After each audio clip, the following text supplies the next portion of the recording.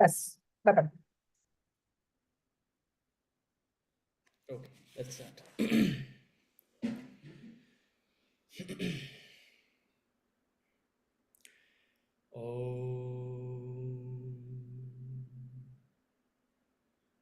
Om Sahana Bhavatu Sahanau Bhunaktu Sahaviryam Karavavahai Tejasvinavadhitamastu ma vidvishavahai.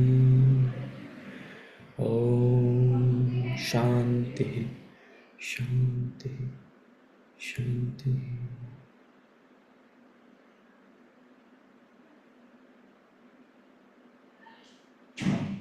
Okay. Okay. We'll start with any questions. Are there any questions? Sir, I have a question. Yes. Yes.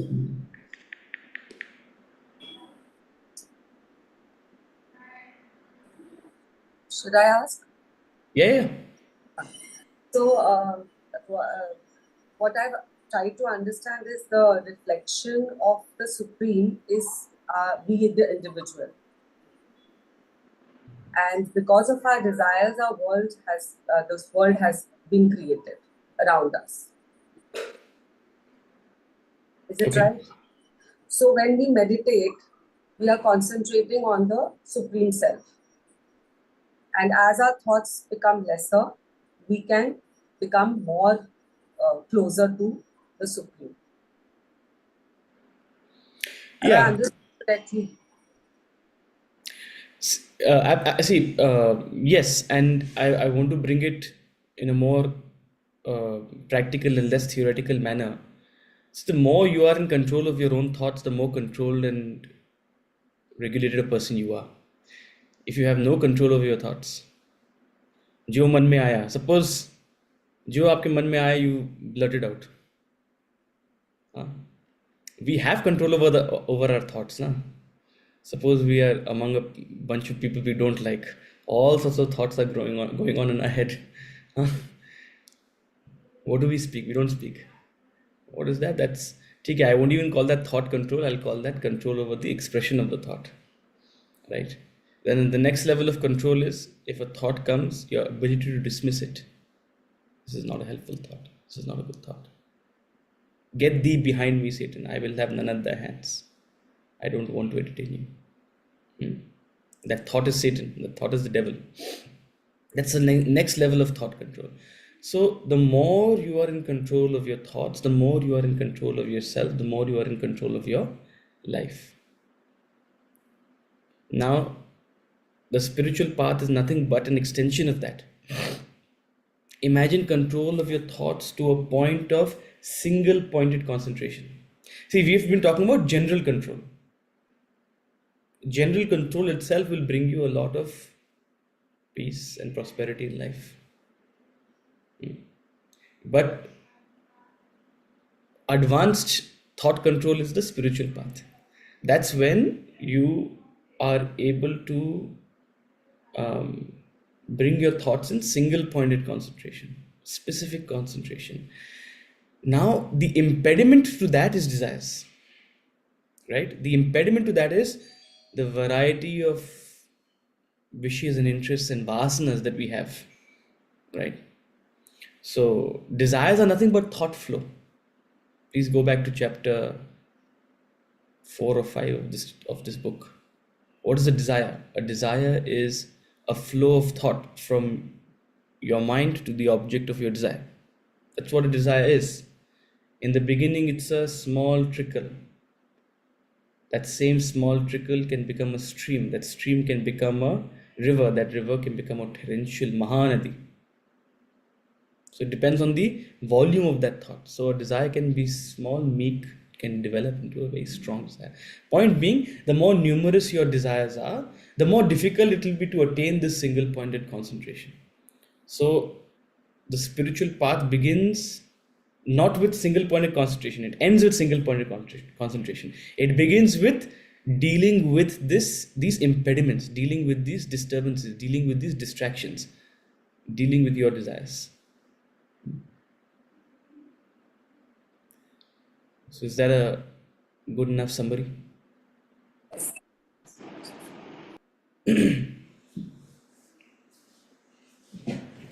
Any other questions?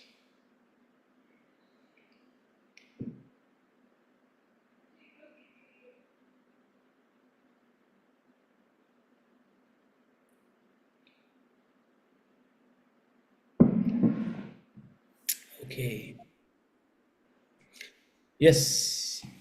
Okay. So, Sati, I had a question like, sometimes you might like, agree with someone on a certain point, but yeah, like when you assess uh, it in a larger context, like for example, I'll give you the context, like, there's someone online who, you know, had used to give like certain advice which you tend to agree with, and yeah, recently, certain problematic behaviors arose with that person. So, like, how do you separate, like, some of the helpful thing that he said and which you agree with and reconcile it with the fact that, there are problematic aspects in that person's behavior, and separate the, like, good that he's, like, advice that he's given you from, like, his personality itself. Follow the Like, knowledge. you feel a sense of There's a simple, there's a simple but rather difficult attribute.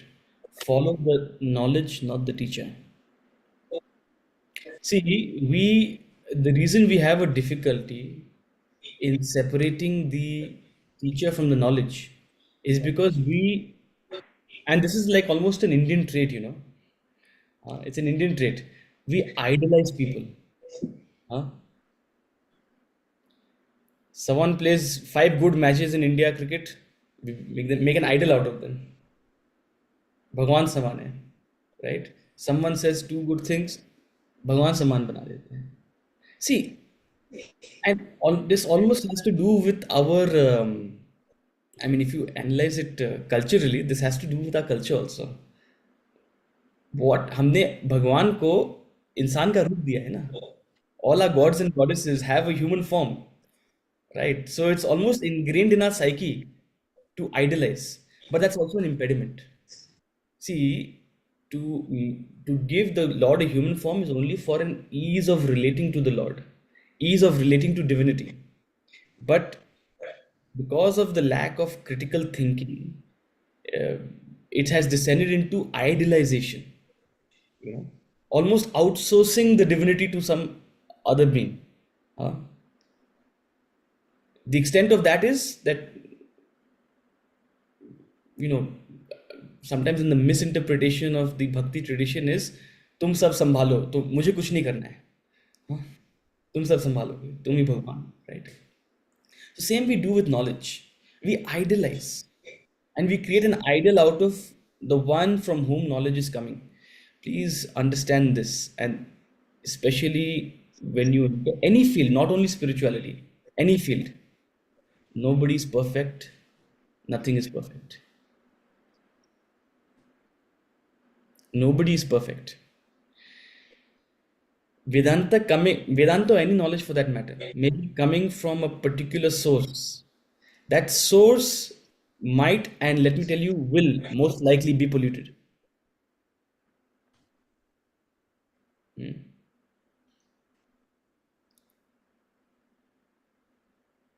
If not now, something in the past.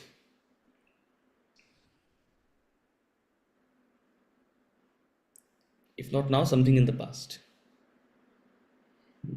Because everyone has been a work in progress. You have to learn to disassociate the knowledge from the source of the knowledge, the teacher. That doesn't mean that someone who's completely opposed in conduct to the knowledge you seek knowledge from them. We're not saying to pick altogether someone, imagine someone who has a big paunch and is teaching fitness. That doesn't make sense. You know, someone who's extremely frustrated and um agitated is teaching about meditation. That's a, I'm not saying go to that extreme, but any individual, even if they are experts in a particular field, will be 80 to 90% experts. That 5-10% something will always be amiss. Let me tell you, and this is the human mind. You stay with the guru. You stay with the guru, within a couple of months, you'll start criticizing the guru also. It's the human mind. It finds faults, and there will be faults to find if you're looking for them. If you're looking for faults because you're so interested in the idol and criticizing the idol, there will be faults to find. See, a mob follows an idol. Let me tell you that. To idolize is a mob mentality. Spirituality is not for the mob. Spirituality is for the individual, of someone who can stand firm on their own thinking. Okay. I was watching a show. I don't know, something happened to me last weekend. I was unwell last weekend. So I was like, I have these funny thoughts. I was like, I wonder what America was like in the 1700s. Don't ask me why I thought that. So I was just curious what that country looked like. So then I was looking, is there any show, is there any something online that I can, which will be relatable. So I came across this show called John Adams. John Adams is one of the founding fathers of America. He was, I think he is one of the people, whose face has been etched into Mount Rushmore. I don't know. I'm not that familiar with American history, but he's one of the founding fathers and he was the second president. So, very good show. Um, Very interesting. And when he becomes president, of course, there's a lot of turmoil. And he said something very interesting. He's saying, don't forget a mob is a mob, even if they're on your side. Don't forget a mob is a mob, even if they're on your side. Just because the mob is supporting you right now, don't be under the illusion that, you know, they are an unbiased lot who are critically thinking and have chosen you as the leader. No, it's a mob. They have been emotionally manipulated to choose you. Hmm. And tomorrow, someone will light the fire and they'll completely switch sides. That's the mob. So, a mob idolizes, and no idol is perfect, right? You have to lift yourself from the level of a mob. Okay. See, there's so much of the moment we stop the idealization, the moment we stop expecting the source of knowledge to be perfect, then you begin to empathize, then you begin to appreciate, then you learn to separate knowledge from the source of knowledge. You're grateful for the person to have given you so much knowledge. Ultimately, see, you shouldn't believe in any information just because it's coming from a reputed source. Just because they are a well renowned person online who is giving knowledge which is accepted by many people, that person is not the reason to accept what they're saying. Sure, that is the reason to give them an ear. That is the reason to perhaps come and listen to them. But that is not a reason to agree with them. Your agreement or disagreement should always be based on your own thinking. And that has nothing to do with the quality or the conduct of the other person. Right? So a true learner separates knowledge from the source of knowledge. If you are not able to separate the two, if you idolize, you stand to be disappointed. You stand to be, if not today, then tomorrow. Second thing I'd like to say is the conduct of the source of knowledge does not compromise on the knowledge itself. It has no bearing on the knowledge itself. See, in the beginning of this book also, he said something really interesting. Vedanta stands on its own merit, or any knowledge. Science stands on its own merit. Gravity, the law of gravity doesn't depend on the quality of Isaac Newton and what he did. He may have also been superstitious. It's possible. Huh? Because some level of superstition must have been prevailing. I don't know. I'm not. See, he must have been a blend of knowledge and superstition. God knows. Now, just because he is a certain way doesn't mean that gravity is compromised. The law of gravity is beyond the person who discovered it. So any knowledge is stands on its own merit, and that's why it should be judged on its own merit, right? It is neither affected by the person who preaches it. It is neither enhanced by the person who preaches it. It is neither diminished by the person who preaches it. Just because a great person is saying something doesn't make it any more true or false. So the moment we let go of this idolization, your question will be answered to yourself. There's, I always have a spirit of empathy. There's so much bad in the best of us. There's so much good in the worst of us. It makes no sense to talk about the rest of us. There's no such thing as perfection in this world. Perfection is a utopia. If you poke into the lives of even the greatest masters, you'll find faults. It won't help you, it won't help me. They're on their own journey. We're on our own journey.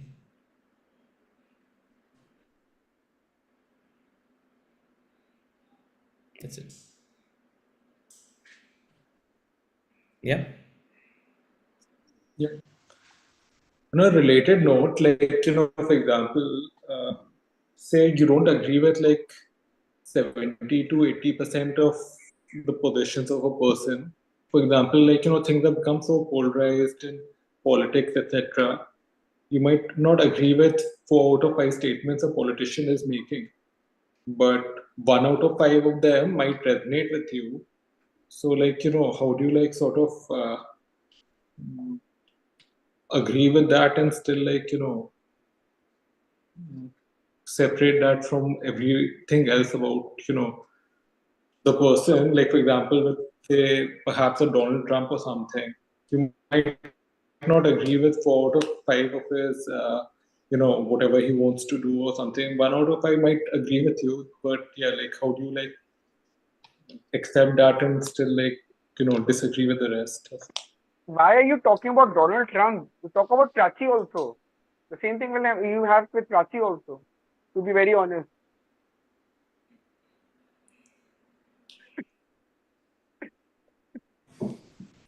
So, तो ये तो बहुत normal बात है ये.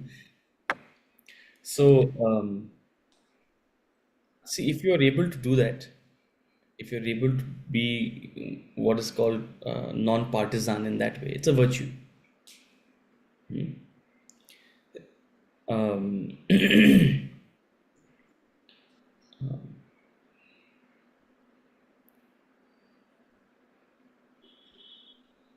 ultimately,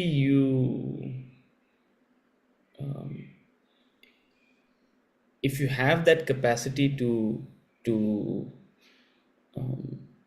keep your reason free from your likes and dislikes, it's a virtue, right? And it'll help you in making informed decisions, right? At the same time, you have to go beyond what someone is saying, and you have to critically assess what someone truly believes, stands for, works towards. You have to see their you know trajectory, right? What work have they done? Someone can say, I stand for women's rights, but what are they doing for, or what have they done in circumstances where things like that have arisen? So beyond just what someone is saying, you may agree with it, but you have to critically analyze and assess whether there's any weight to their words. But nonetheless, if you're able to um, see someone in an unbiased manner, then you'll realize that it's always like that. There's nobody you 100% agree with. And that's the way to be. That's the sign of a mature person, right? Otherwise, you're a mob,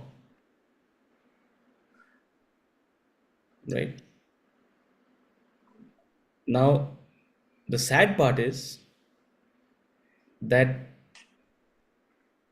given a certain time and place, but in many ways, the mob will rule. See, one interpretation of the yogas, one interpretation of the yogas is Satya Yoga is the rule of knowledge, where the enlightened come together and have a I mean, everyone is of a certain level of enlightenment, right? So everyone has refined perspectives. Everyone is objective. Everyone has a, you know. Then comes Treta Yuga, where there's a slight fall in that. Therefore, you need perhaps a monarch, but collectively there is still a sense of values and dharma. So power doesn't have to be imposed, right? Then comes Dwapar Yuga, where there is a dilution of values collectively, not only among um, the common person, but even in the seat of power, which has been entrusted with upholding values. And then there is Kali Yuga, where there is absolute chaos and corruption and manipulation is the rule of the day, right? So when we say democracy, we want a Satyug, but sometimes what we get is a Kali Yuga, right? You have to shrug your shoulders, and that's why you have to also be intelligent. You have to be smart. You have to, you know, if you want to be a politician, sorry to say, you have to be manipulative, you know, in a positive way. But you have to know how to speak to the hearts of men and not only their minds, right? That's the art, because not everyone is thinking in that unbiased manner of what you are, saying. But if you're able to do that, it's a virtue, right? If you can keep your feelings and preferences and likes and dislikes aside and in an unbiased manner agree or disagree with what someone is saying, it's a great virtue. It'll serve you not only in that field but in life in general. And that's the way it should be. See, it goes back to the point of idolization. We idolize a political figure. Narendra Modi came to power, suddenly people were saying, he's an avatar of God. God has sent him. Arey. Sure, he's doing great work, but please, you're doing yourself great disservice. People love to be, people love, we're still living in the Bhakti age, The Bhakti age started in 1500. We're still living in that age broadly. So the moment that starts happening, you have to. I'm not saying don't be inspired by the person. I've mentioned it many times. As non-partisan, I'd like to be, but I appreciate him and his work and his vision and everything. But I even disagree with a lot of the criticism of him. But to start having that idolization, it serves no one. It serves nothing. In fact, it only gives someone the opportunity to get corruption. It's placing too much power in the hands and of someone, as they say, absolute power corrupts absolutely. So you're only making them harder to not get corrupted. I'm not saying they are corrupted. I'm saying it's the idealization doesn't help anyone. See, the Lord doesn't need your idealization. The Lord doesn't need your idealization. It doesn't help. So if the moment you get out of this idle mindset, you'll be able to do what you just said. You'll be able to agree with someone on 4 points and disagree on 1 point. You'll be able to disagree with someone on 4 points and agree on 1 point. And then, given the time, given the context, given the situation, you'll give weightage to those 5 points, right? You'll give Yeah. weightage to those 5 points. If the point you agree with has 50% weightage, and the 4 points you disagree with have 10% weightage, 12.5% weightage, you know how to make your decision. And that's the idea of checks and balances. That's the idea of keeping power uh, in that sense, democracy is a very refined idea. It may not be refined in implementation, but it's a very refined idea to keep power in check, to keep checks and balances, to keep accountability.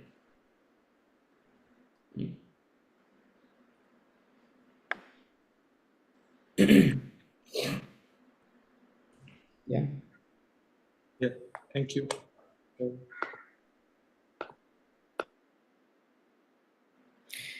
Anything happens in this country, we start quoting Bhagavad Gita chapter 4 verse 7. Yada yada hi dharmasya.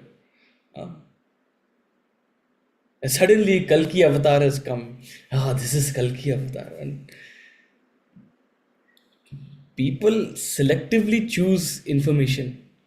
That's the problem. And unnecessarily Bhakti's got a bad name. And Bhakti is such a beautiful tradition, but because of the abuse of Bhakti, that's why nowadays the term Bhakt is used almost sarcastically.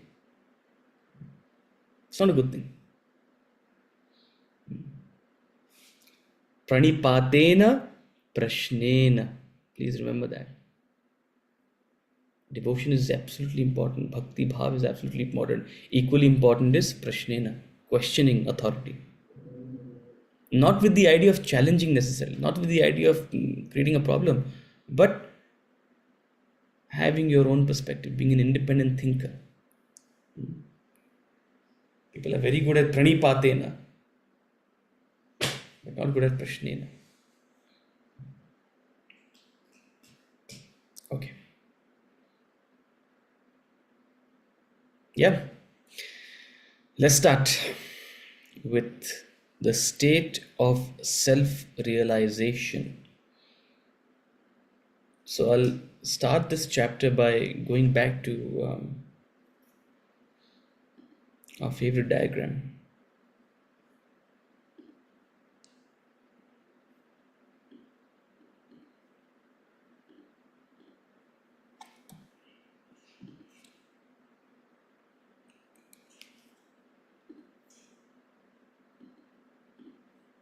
For those of you, you may recall this diagram.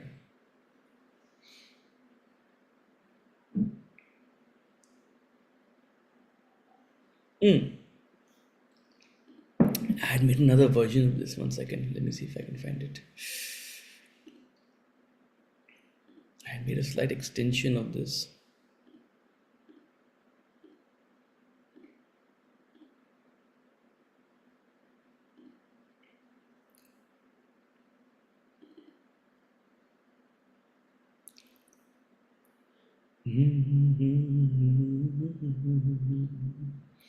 Ramate Bhamata.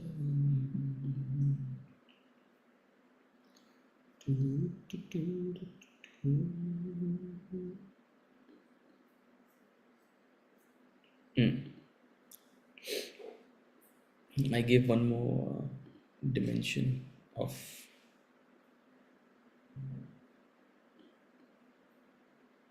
So look at this diagram. Take a photo of it, photographic memory, and then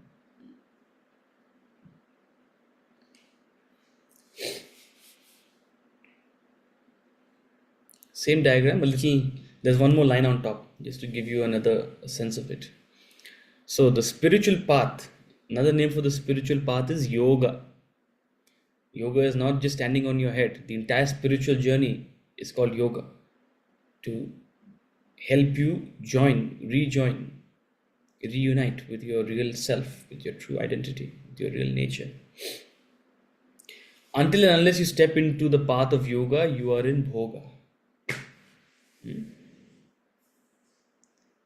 Geo, you are jewing, you are living a good life. As many a person have told Swamiji, I was very happy until I met you. I was in bhoga, सब कुछ था मेरे पास, living in the bliss of ignorance. Not really. If bhoga was all that good, then we wouldn't be here. There's always something missing in bhoga. No matter how good life becomes, bhoga comes with its own set of complications, its own set of limitations, and ultimately a dissatisfaction. Right? And that sense of dissatisfaction, that sense of curiosity, that sense of looking for something beyond, that sense of looking for something permanent drives you to yoga. You come to yoga with that suspicion that what you're looking for is beyond what the world can offer. What you're looking for is something permanent. The world is impermanent. Either through experience or through an insight, you come into the path of yoga. Now, the spiritual path of yoga begins with karma, bhakti, jnana. You perform karma, bhakti, jnana conscientiously. You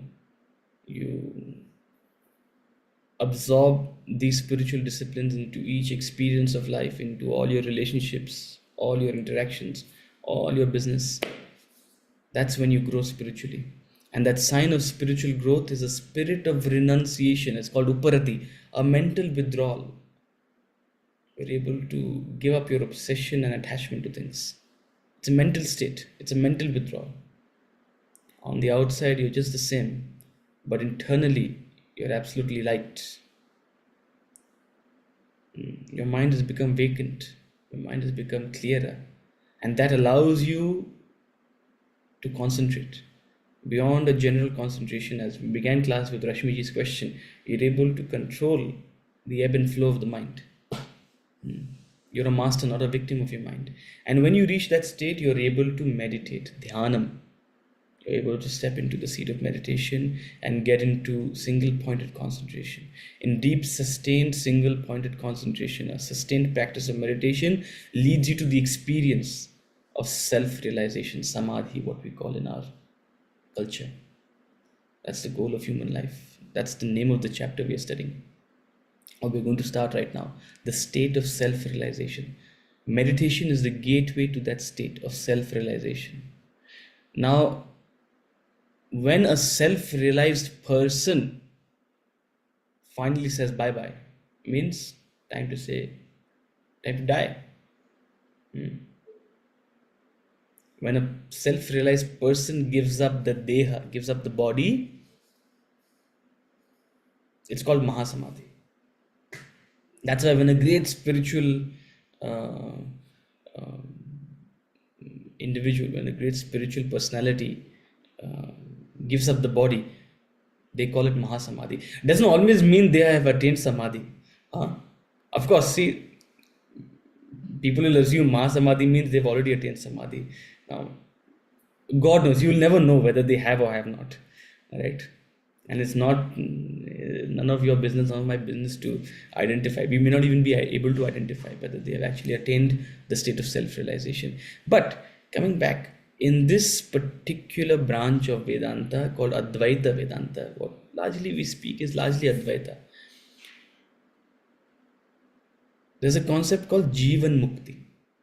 See, broadly Vedanta speaks of two concepts, Jivan Mukti and Videha Mukti. Mukti means liberation, samadhi, enlightenment.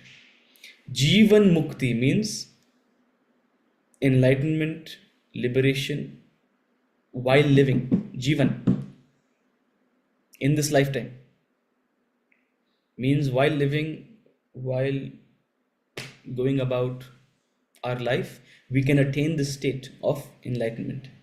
Videha mukti means, deha means body.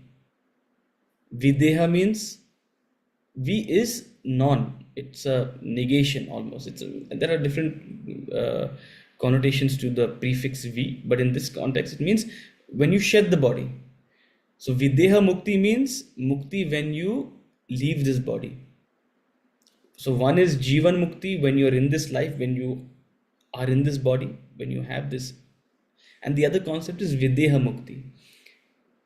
One believes that while living, one branch of Vedanta believes that while living, you can attain enlightenment. Another branch of Vedanta believes that true enlightenment is only attained upon the culmination, death, Videha.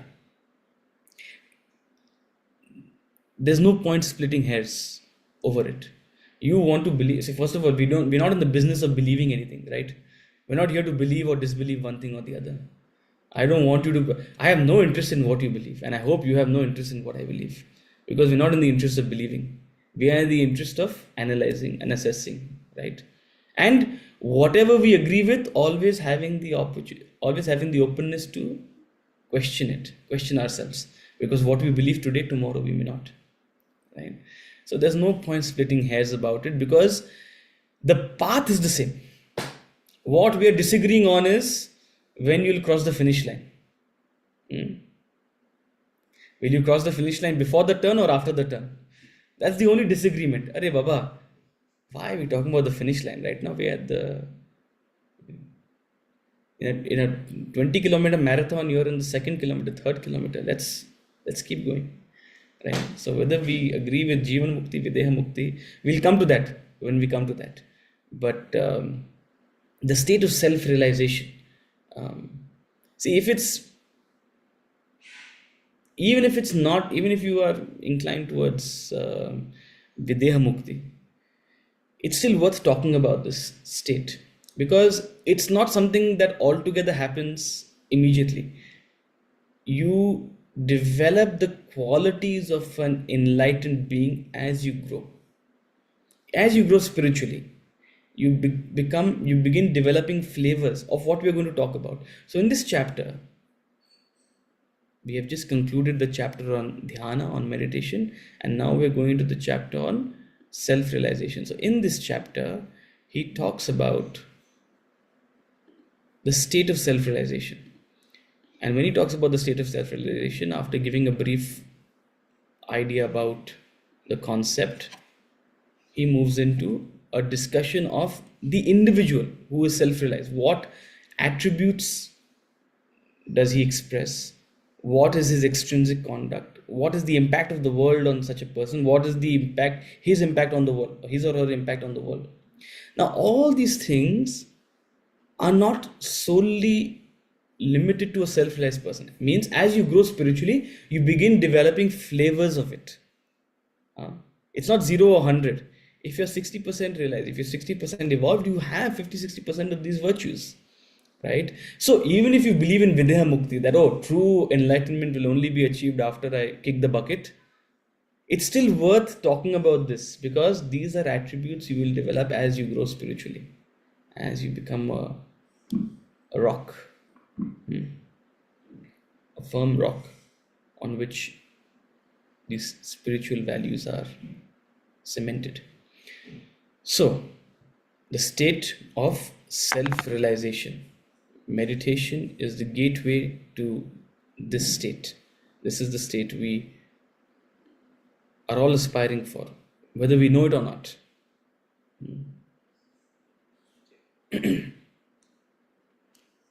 Of self-realization. Self-realized person. A self-realized person is one who has discovered his Godhead, realized the Supreme Self, Atman, attained the divine state by shedding all his vasanas, thoughts and desires. He no longer identifies with his physical body, mind and intellect. Consequently, becomes free from the persecution of action, perception, emotion and thought. Transcends the limitation of the waking dream and deep sleep states to merge with the limitless reality. Spiritually enlightened, he becomes omniscient, omnipresent, omnipotent. A human being is constituted of a pure consciousness combined with the gross, subtle, and causal bodies. The consciousness functioning through these bodies becomes the waker, dreamer, and deep sleeper, respectively. The waking, dream, and deep sleep are the three conditioned states of consciousness. Your entire life is restricted to these states. At any time of your life, you assume only one of the three personalities. When you enter the waking state, you assume the personality of the waker. The waker experiences the waking world alone and rejects the dream and deep sleep states. So do the dreamer and deep sleeper experience their respective states and reject the other two. Each state exists only for the respective personality experiencing it, who alone attributes a reality to it, but not the other two personalities. Hence, each one has a relative reality. The consciousness runs through all the three states of waking, dream, and deep sleep. Furthermore, the consciousness exists beyond the three states in its original purity. Free from conditioning, that supreme consciousness is eternal, all-pervading, infinite. The self-realized merges with the consciousness, becomes one with the absolute reality. The consciousness is the substratum of the microcosm as well as the macrocosm, the center around which both of them revolve. The microcosm and macrocosm merge with the eternal consciousness. समझ गए? समझ में आ गया? कुछ भी नहीं समझ में आया। गुड नहीं। गुड। अगर समझ में आ जाता then we would have ended class. I'm very happy to hear it because I would have asked समझ गए and then everyone would be like yes समझ में आ गया खत्म बात फिर क्या चाहिए see a jnani is not satisfied with words that's when you know you're not just an intellectual. An intellectual will speak very eloquently about the three states of consciousness, gross, subtle, and causal part. This is what enlightenment means, to go beyond the three states. If you're totally devotional and no capacity to think, you'll read the first paragraph and you'll be like, wow, yes, I'm satisfied. They become omniscient, omnipresent, omnipotent. They transcend the persecution of action, perception, emotion, and thought. It's a very glorified and beautiful word. It's poetry. This is poetry. And if you have the ability to tune in, see what is poetry? Someone who has the ear for the poetry, in one line they are able to get the entire essence of it. My hope is that with these 4 lines you're able to at least get some essence of it, but still part of you should be dissatisfied because these are just words. We want to know more. We want to know something more intrinsic. So then he says, okay, let me give you some theoretical information. Now the theoretical information is, and it's also very important to understand. Just because we are saying we are dissatisfied with it doesn't mean it's not important. Theoretically, it's very important to understand this concept. What is a self-realized person? A self-realized person is one who has transcended the 3 states of consciousness. You right now are the waker in this waking state of consciousness. This nama rupa, this physical form, the rupa, and the name associated with this, the nama, whether it's Yasho, or whether it's Ankit, or whether it's Rashmi, or whether it's whatever, it's a nama for this rupa, which is the waker. आप इस जागृत की स्थिति में हो अभी. You're in the waking state. No sooner you go to sleep, you will enter the dream state. There you will become the dreamer You may or may not have the same nama, and you will not have the same rupa, because it will be a different body. The dream body is distinct and different from the waking body.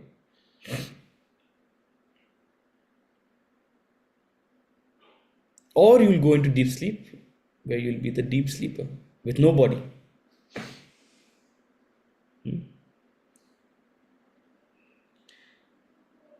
So all through life, you go through these three states of consciousness, each of them having their relative reality. Why? What is the meaning of relative reality? While you are in it, it seems real. The moment you're out of it, it vanishes. You're out of the dream, it's vanished. It's not there. No sooner you go to sleep, you'll be out of this waking world. Bliss. That's why sleep is one of the only resorts of someone who's very mentally disturbed. And when sleep also escapes them, then it becomes unbearable, because there's no other escape. So, we are in one of these three states of consciousness. The pure consciousness pervades and transcends this. The state of self-realization is like rising above the three states. Just like a dreamer wakes up to the waking state, similarly, from the waking state, you wake up to the fourth state of consciousness. It's called Turiya. Now, we are trying our damnedest to explain this theoretically, because there's no other way to see. We are doing this not with the idea that you will be satisfied with this theoretical explanation. We want you to relate to that visceral experience of waking up. Those who have attained this state of enlightenment, the only words they have found are through this experience you and I go through each and every day, which is waking up from sleep. And which is why we always say, in fact, in our other classes, we have continuously mentioned, when you wake up from a dream, take a couple of minutes, not to necessarily remember each and every detail of the dream, but to remember how real it felt. To remember how you were completely immersed in that experience. To remember how you felt that you had been there forever. So both from a sense of time, from a sense of space and reality, from a sense of causation and a series of events, you were completely immersed in that dream world. Sometimes when I take my dogs out on a walk in the morning, that's what I do. Thinking about, oh, last night when I was dreaming, this is what I dreamt.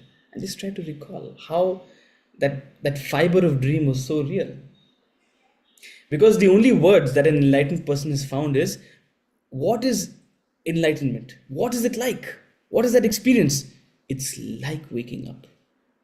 Immediately the entire world you imagined to be so real vanishes. Vanishes not physically, vanishes in importance, vanishes in a sense of meaning. There's a limitation to this analogy. Any analogy has a limitation. Remember, there are 4 ways of communicating knowledge: Pratyaksha, Anuman, Upama, and Agami. This is an Upama coming from Agami. This is an Upama. This is a comparison. But no Upama is perfect. I'm not talking about the breakfast Upama. Even that, no Upama is perfect. Sometimes it's soggy, sometimes it's grainy, but that's not the Upama we're talking about. No comparison is perfect. Here also there's a limitation in this comparison. What is the limitation? In the comparison of waking up, you cannot go back into the dream. You wish you could, but you can't. Especially if the dream is great. You're in Costa Rica. You wish you could go back, but you can't. The experience of enlightenment is one where you are in this state while simultaneously being enlightened. It's like a waking person being in the dream state. Imagine that possibility. It's not possible because that's the limitation of the comparison, right? But if we didn't have this experience of waking up from a dream, we would have no way of relating to this experience of enlightenment, right? So the purpose for this, you might be thinking, oh, this is only theory. No. The reason for this concept is, of course, for you to understand it intellectually at one level, but beyond that, relate to that experience of dream, experience of waking. That's the closest, most visceral sensation you have to recall when you relate to this concept. But I'm glad you and I are not just satisfied with this. We want to know more. How does such a person, what is his internal state? What is the internal state? Just as the great Arjuna asked in chapter 2 of the Bhagavad Gita, tell me, how Kim asita vrajeta kim? He asked Lord Krishna, how does an enlightened person sit? How does an enlightened person stand? How does an enlightened person move around? Kim asita vrajeta kim? He asked in chapter 2. Similarly, so then the Lord gave 16 beautiful verses. That portion of chapter 2 of the Bhagavad Gita, it's called Sthita Prajna. Sthita Prajna Seka Bhasha Samadhishtishta Keshava. Siddhadi Kim Prabhashita Kimasita Vrajeta Kim. That was the beautiful question of Arjuna. What is the nature of a Sthita Prajna? What is his internal state? Samadhishtasta. How is his state? How does he relate externally? How is his internal state? What is a self-realized person? What makes him self-realized? So here he gives an elaboration on that. The next couple of topics are similar to chapter 2, verse 55 to 70. For those of you who are familiar with the Bhagavad Gita. So you're in for a treat. He talks about the intrinsic being. First, he starts talking about the intrinsic being of a self-realized person. Beyond theory, beyond simply this mystical experience of waking up, what actually is the person like? He'll talk about in this section. So his intrinsic being, that's what he starts His with. intrinsic being. A self-realized person has merged with the supreme reality.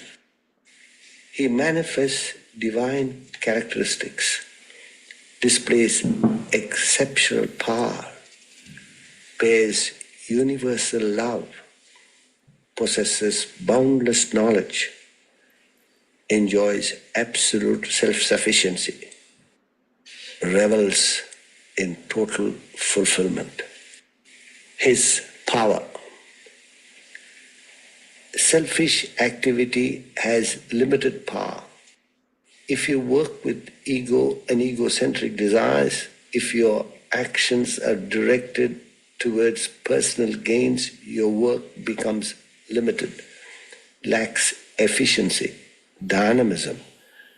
Drop your selfishness, renounce your egoistic tendency, pitch up a higher goal in life, a nobler cause, an ideal beyond your self-centered interest.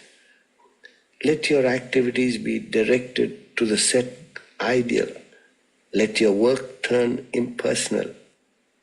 Your actions then become efficient, dynamic. They produce results. You command power, strength. Let an employee approach his employer for a personal favor with selfish desire to fulfill. He hesitates, falters, fumbles. He lacks strength to put forth his case. Let the same person take up a common cause to serve the interest of his fellow employees. He then approaches the boss with a higher purpose, with no personal motive in it. His impersonal attitude provides him courage and strength. His action becomes powerful, his effort fruitful. Apply this principle in life. Annihilate your ego. Get rid of your little self. You gain power and strength. Your activity assumes infinite proportions. That determines the power of a self-realized person. In the invocation to the Gita, a verse describes the power of a spiritually evolved person. It makes a mute speak, a lame scale mountains. So this line, the first paragraph shows it's a self-realized person is also utopia. Displays exceptional power, bears universal love, possesses boundless knowledge, enjoys absolute sufficiency, revels in total fulfillment. मैंने तो कोई सांसारिक person को देखा नहीं है ऐसा.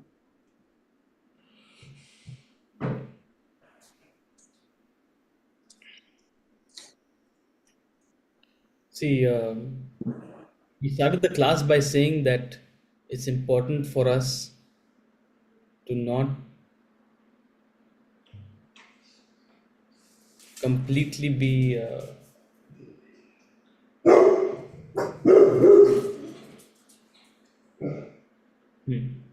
It's important for us to not be completely swept away by idols, but um,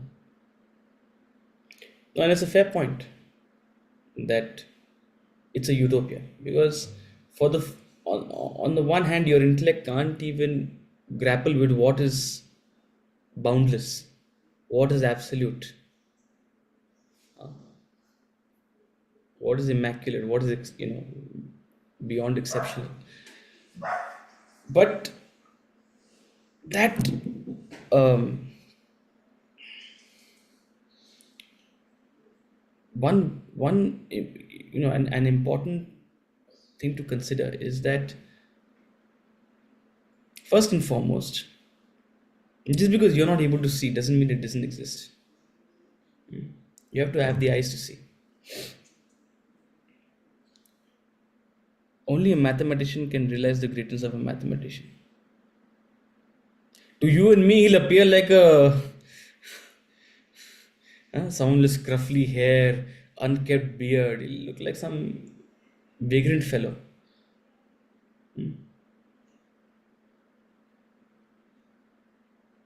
Weird people, some say, unassuming. On the outside, it may appear like they are nobody's, right? So to truly understand the internal state of someone is not so possible because also at the same time, for multiple reasons, their extrinsic conduct is different from the internal state. We'll read about that later in this chapter. Their extrinsic conduct is a path of least resistance. Means let me blend in with the world because otherwise the world will be what's happened to we're not saying you should not stand up for truth, but if you're too out of the ordinary you'll be crucified. It'll be counterproductive to your work.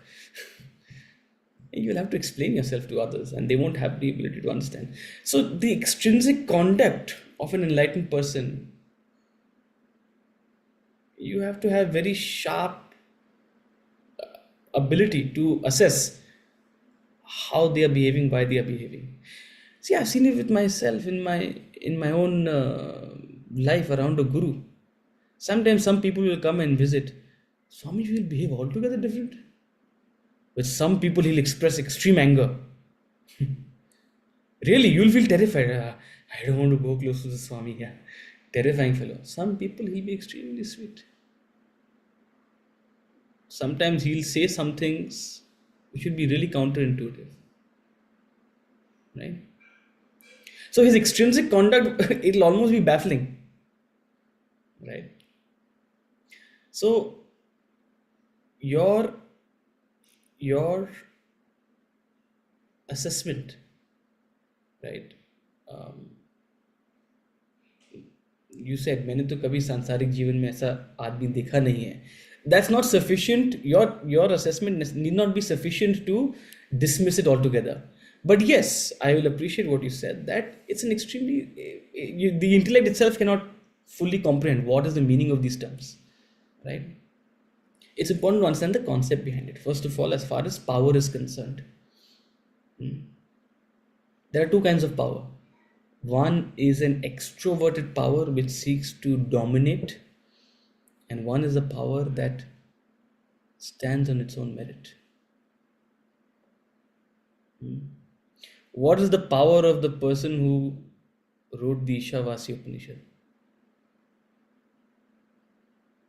Thousands and thousands of years later, we are still chanting it, studying it. What is the power? No need to impose it. What is the power of Jesus Christ? Father, forgive them, they know not what they do. His body died, but 2000 years later, biggest religion in the world.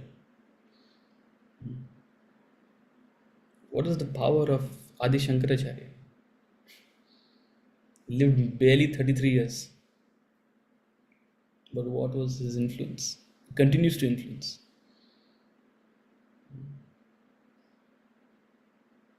So, a self realized person or someone close to that, the idea of power is that it is so incredible in magnitude that its impact lasts far beyond them, far beyond their physical being and physical life. Their ideas, their thoughts, their teachings. It doesn't need invasion. It doesn't need to be. It doesn't need to invade a person's mind. It's attractive in itself, right? And it doesn't need to sustain itself through dominance and threat and manipulation. No. See, when power is personal, when power is selfish, then it has to be controlled, then it has to be maintained. You have to make sure that you have enough people in your favor in the board of directors. That's one way to maintain power. It doesn't last. But when true selflessness, when you become truly selfless, then your power assumes unimaginable dimensions. Adi Shankaracharya didn't know that his impact will last for thousands of years. Unimaginable to you also.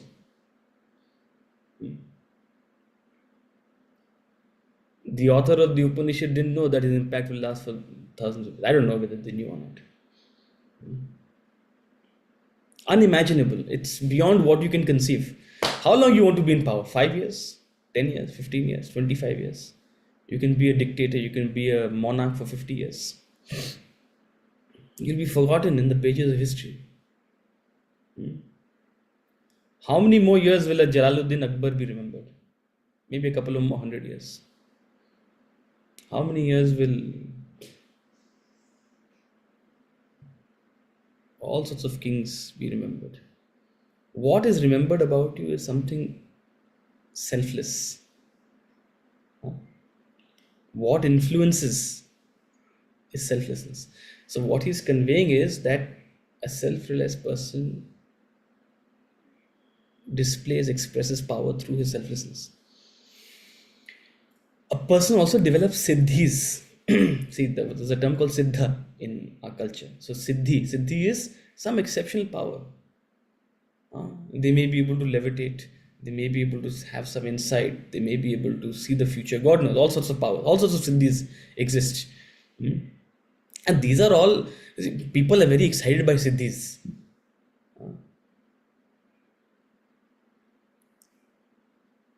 A true siddha will know also to use it selflessly.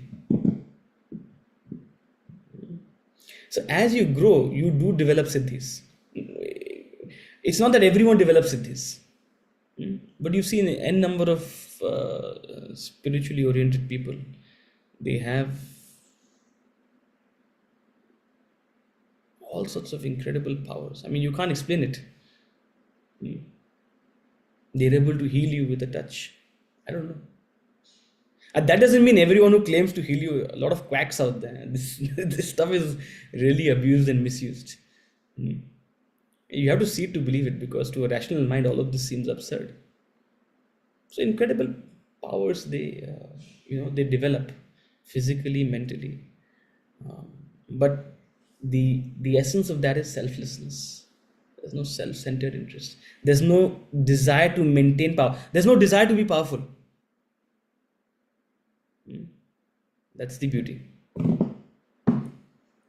So, mukam karoti vachalam pangum langhayate girim. That's the power of the spiritual process. It gives you the ability to have an unimaginable impact upon the world. Unimaginable impact. We are already beyond time, so we'll conclude here. And so in his intrinsic being, he's going to talk about his power like he has right now. He's going to talk about love. He's going to talk about knowledge. He's going to talk about self-sufficiency. These four ideas, right? He's talked about power. Then we'll talk about love, knowledge, and self-sufficiency in the next class. We'll conclude here, and I have no travel plans this week, so Good news. Good all news. should go well. So we'll see you on Wednesday. Okay. Thank you so much, and have a good day. Hari Om. Same to you. Hari Om. Thank you, sir.